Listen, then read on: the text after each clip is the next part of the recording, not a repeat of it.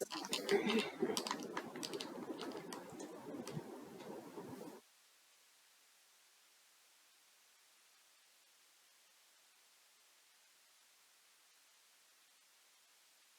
आप लोगों को बाबा का फोटो दे देता है ना।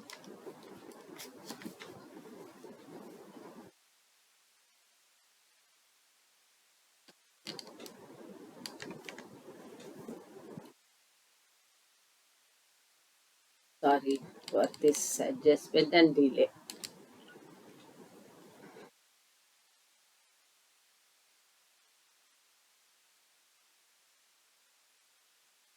जय बाबा। सबको प्रेम पूर्वक जय बाबा।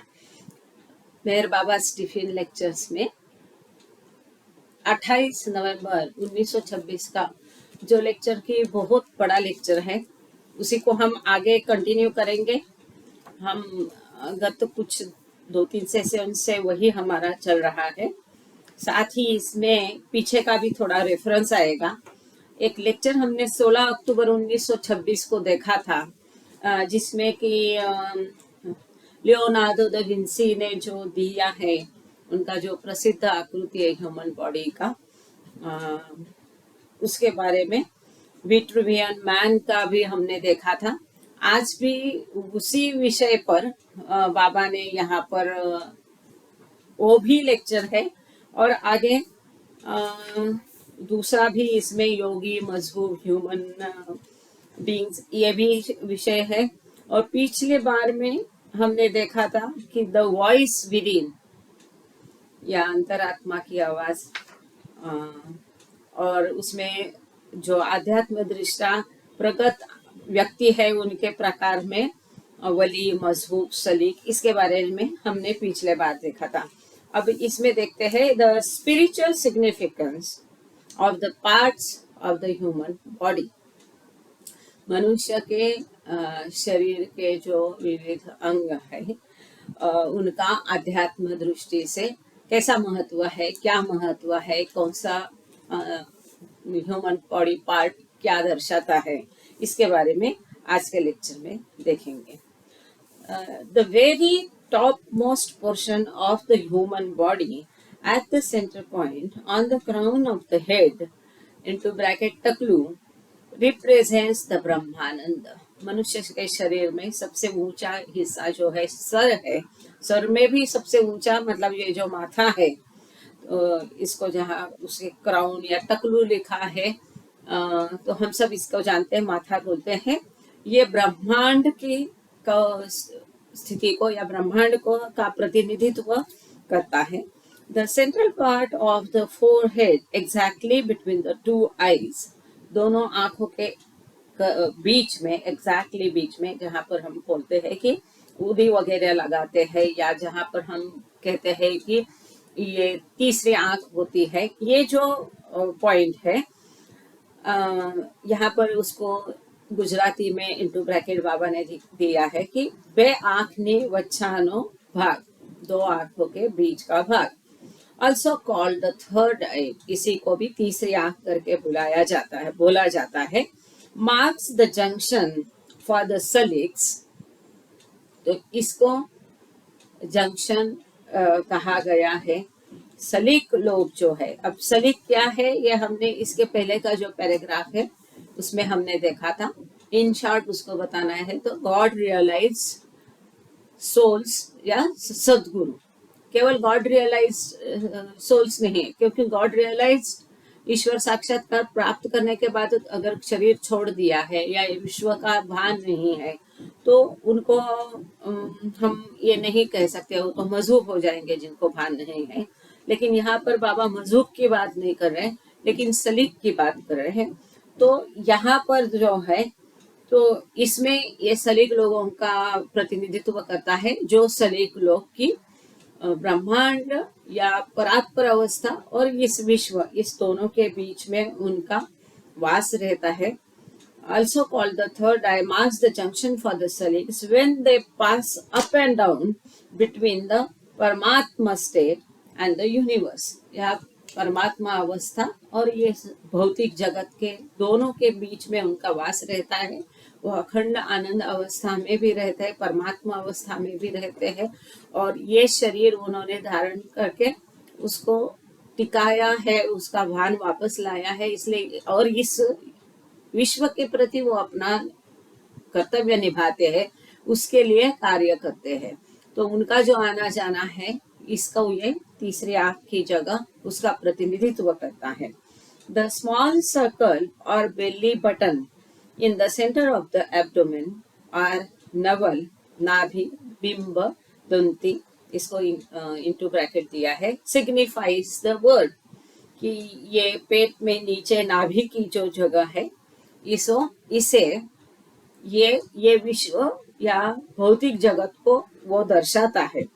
परमात्मा himself is beyond all of this, और परमात्मा जो है ये इससे परे है, he is beyond all this. The मजहूफ्स for their part merely enjoy the eternal bliss, परमानंद, knowledge and power of that परमात्मा state।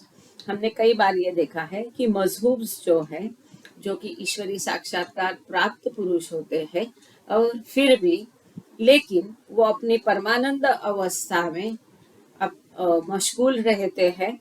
जो अनंत ज्ञान, शक्ति और आनंद है, उसी को एंजॉय करते हैं परमात्मा स्टेट में।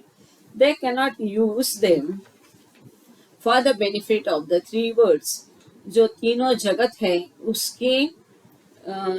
उसके लिए वो अपने जो अनंत ज्ञान, आनंद और शक्तियों का उपयोग नहीं कर सकते हैं। आगे बढ़ने के लिए पहले यहाँ पर एक छोटा फुटनोट है, इसको हम देखते हैं। The infinite intelligence, Baba uses the word राहरव टू रेफर टू, अच्छा ये हमने देख लिया था, ये स्पिरिचुअली एडवांस पर्सन्स का है।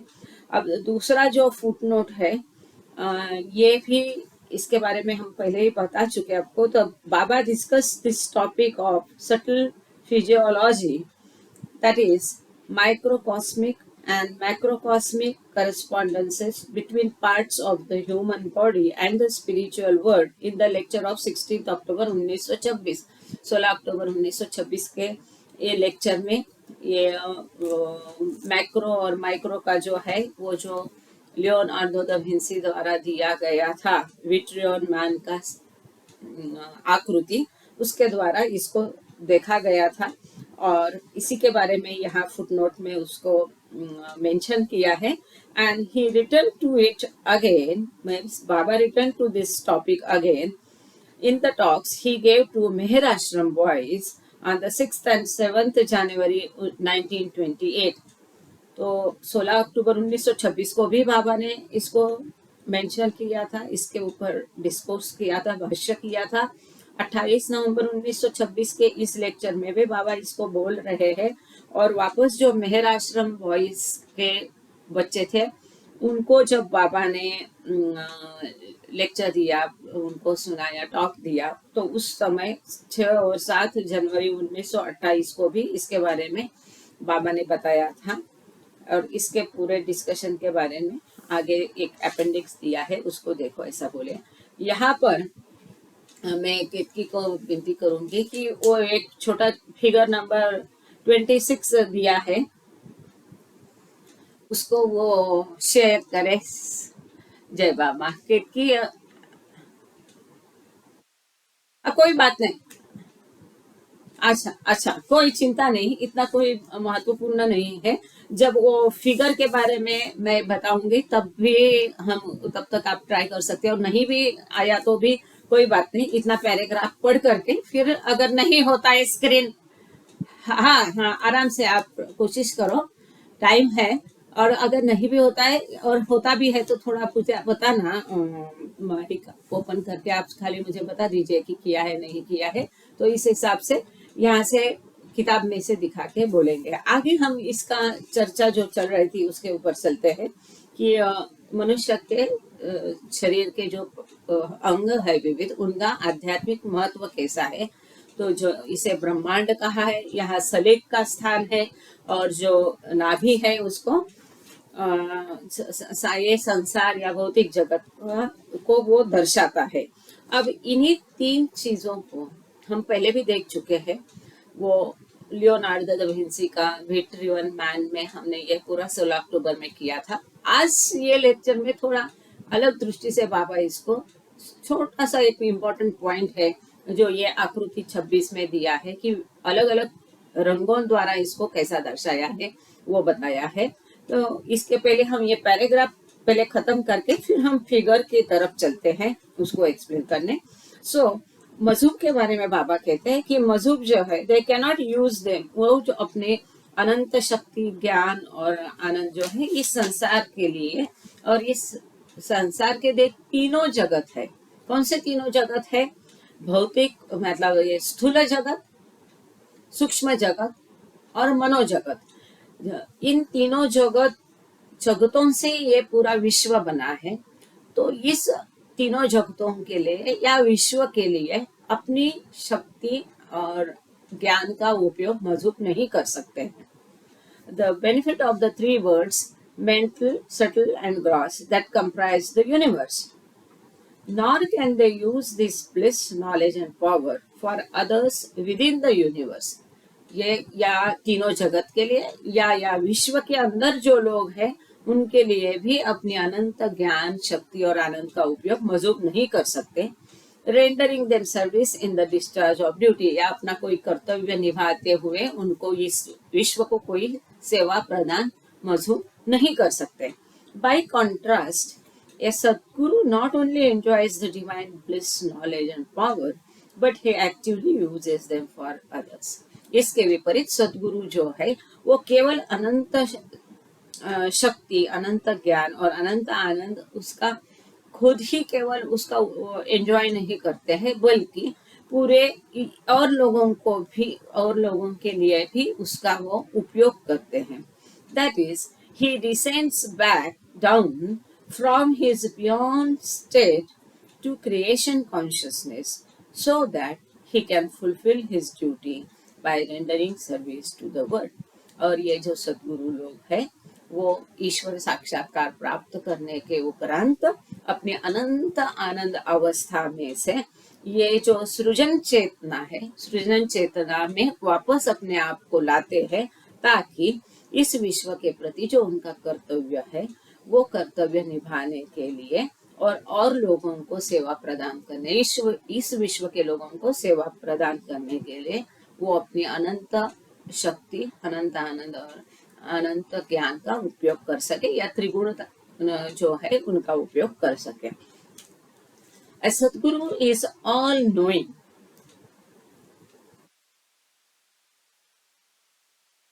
Sarvajnani. He is the very personification of the highest knowledge, bliss and power. यहाँ बाबा कहते हैं, अब आज इस बार बाबा ने और एक नया, हमने कितना बार देखा ये किताब में मजहब और सदगुरु के बारे में मेंशन नहीं है, ऐसा शायद ही बहुत कम लेक्चर्स हैं। हर थैंक यू के हाँ ओके थैंक यू। तो हर 2-3 लेक्चर के बाद में बाबा मजहब और सदगुरु के बारे में बताया है। आप सब लोग अभी इसके बारे में भली भांति परिचित है, पर हर बार में कुछ एक नई बात बाबा अपने सामने हमारे सामने रखते हैं, या तो इस कोई एक नई बात को अलग तरीके से वो यहाँ पर उसका एक कोई नया मुद्दा यहाँ और तरीके से बाबा इसको बताते हैं। तो वैसे ही यहाँ पर या इस पैराग्राफ में बाबा बता रहे हैं कि ये जो सद्गुरु जो है वो सर्वज्ञानी है, और इतना ही नहीं तो वो जो अनंत ज्ञान, अनंत शक्ति और अनंत आनंद है, या यहाँ पर बाबा ने हाईएस्ट यूज किया, जो सर्वोच्च ज्ञान, सर्वोच्च शक्ति और सर्वोच्च आनंद उनके पास है, उसका वो अवतार है। वो स्वयं उसका एक सद्गुरु क्या है तो ऊंचे से ऊंचा ज्ञान, शक्ति और आनंद का अवतार है। सद्गुरु ऊंचे से ऊंचे ज्ञान, शक्ति और आनंद का अवतार है। He is the very personification of this highest knowledge, bliss and power.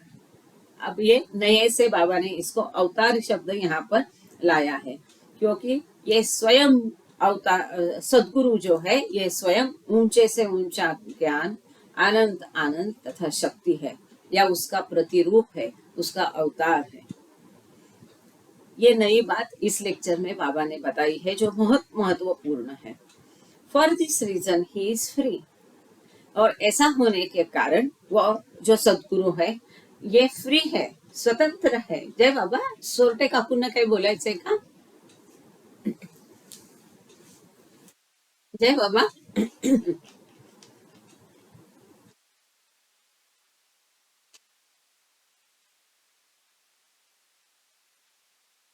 सोरटे काकूंना किंवा नम्रता आहे का, काही बोलायचंय का तुम्हाला? जय बाबा. यहाँ पर केतकी आपको एक फिगर बता रही है, हम उसको देख करके फिर आगे चलते हैं उसके बारे में। हाँ, ये आप लोगों के सामने फिगर 26, आप सब लोग उसको देख पा रहे हैं।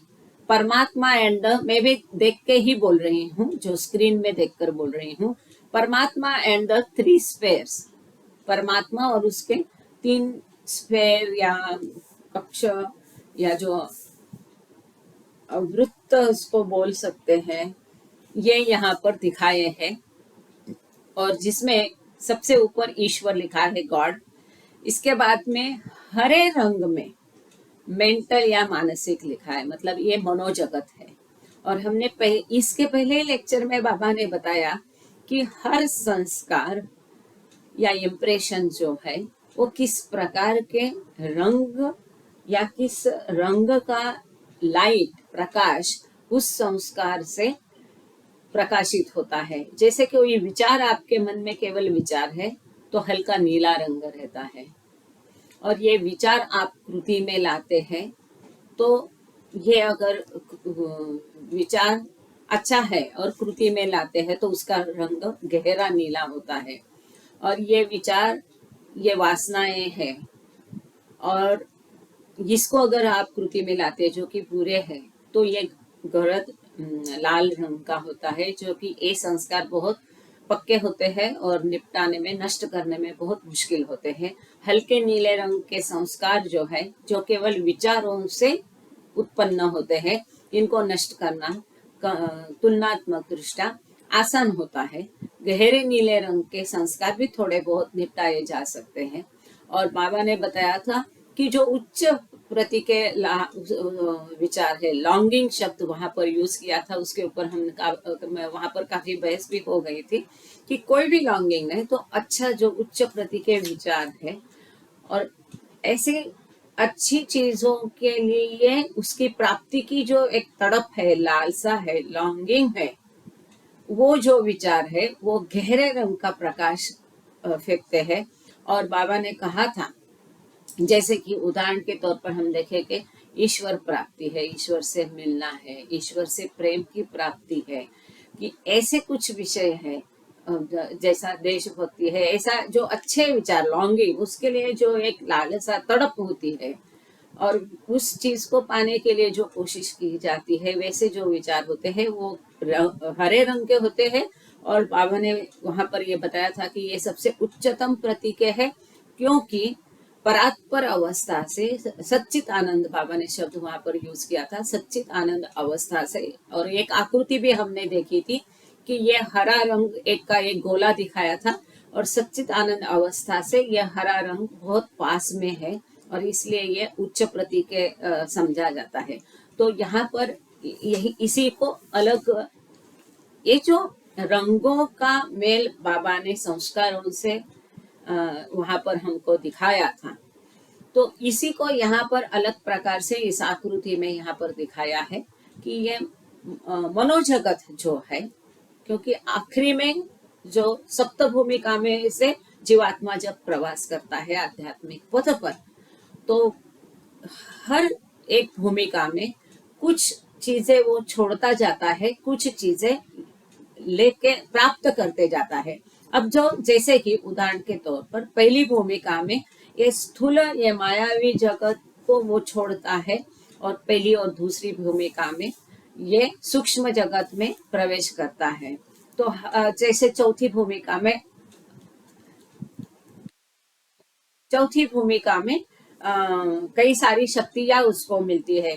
तो ये जो है, उसमें हमने देखा था कि स्थूल जगत, सूक्ष्म जगत और मनोजगत की एक सबसे आखिरी में जो है वो मनोजगत होता है, और इसके बाद में छठवीं भूमिका में वो साक्षात ईश्वर को सामने देखता है, लेकिन वहां पर उसका मिलन ईश्वर से हुआ नहीं है। अभी तक वो परमात्मा अपने आप को, अभी तक उसका द्वैत खत्म नहीं हुआ है, अद्वैत भाव अभी उसका आया नहीं है। द्वैत है, मैं अलग हूँ, मैं परमात्मा को देख रहा हूँ, सामने ईश्वर दिख रहा है, लेकिन मैं और ईश्वर एक हूँ, ये भाव अभी तक आया नहीं, मुझसे ईश्वर अलग है, ये ऐसी अवस्था उस समय उसकी होती है। और ये मनोजगत का जो है, इसीलिए ये सबसे नजदीक है सच्चित आनंद अवस्था या ईश्वर से, इसीलिए ये गहरा रंग में मनोजगत इन्होंने टॉप में दिखाया है। इसके बाद में नीले रंग में दिखाया है सूक्ष्म जगत या सटल, यहाँ पर सटल वर्ड दिखाया है कि आपको दिखा रही है एरो से।